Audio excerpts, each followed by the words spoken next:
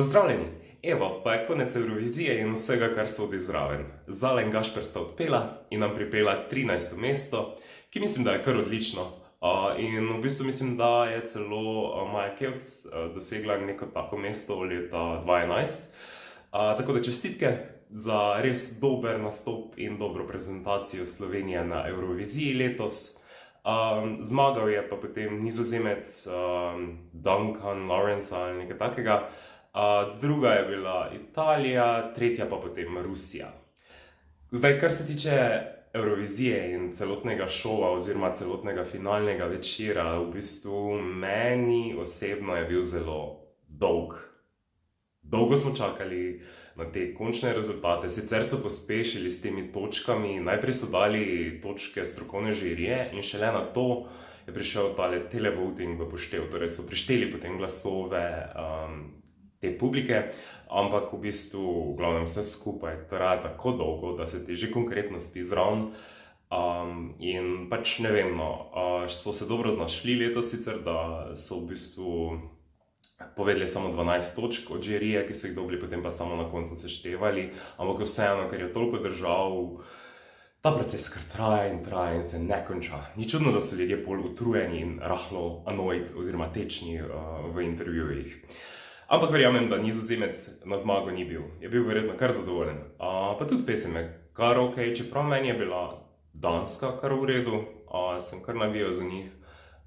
In ko so dajali glasove strokovne žirije, sem se resnično bal, da bo zmagala kje Severna Makedonija, ker pesem meni ni všeč.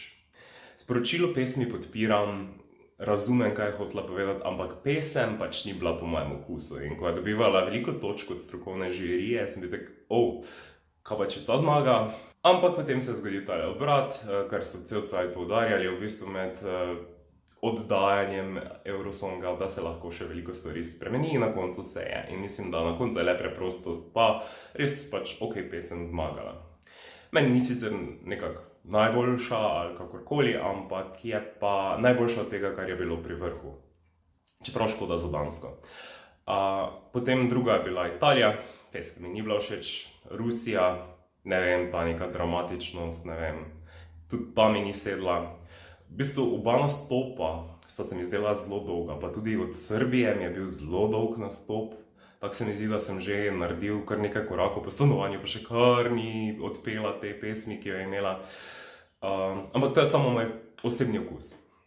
No in potem so imeli za vmesni zabavni program nastope in moram reči, da dejansko mi je nastop bivših udeležencev na Eurosongu in zmagovalcem Eurovizije bil bolj všeč kot pa nastop od Madone. Ženska si s tem nastopom ni naredila neke usluge. Mislim, dejansko Madonna je prišla, ampak glas pa je pozabila kje tam nazaj v Ameriki ali kaj. Ne vem, mislim, ta prvi del pesmi, ki ga je odpela, je žal bil res porazen. Ta druga pesem pa mi tudi sploh ni bila všeč. Tako da ta nastop za mene res bil tak, meh.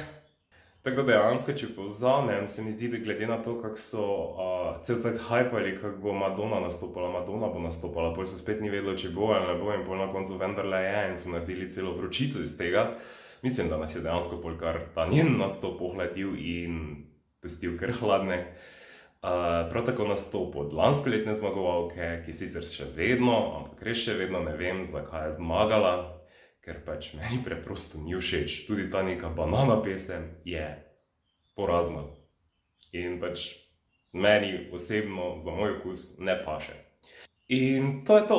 Kako se pa je, kaj vam zdel tale finalni evrovizijski večer? Ste zadovoljni z končnim rezultatom Slovenije in zmagovalcem? Lahko pokomentirate, kaj je spodaj v komentarjih.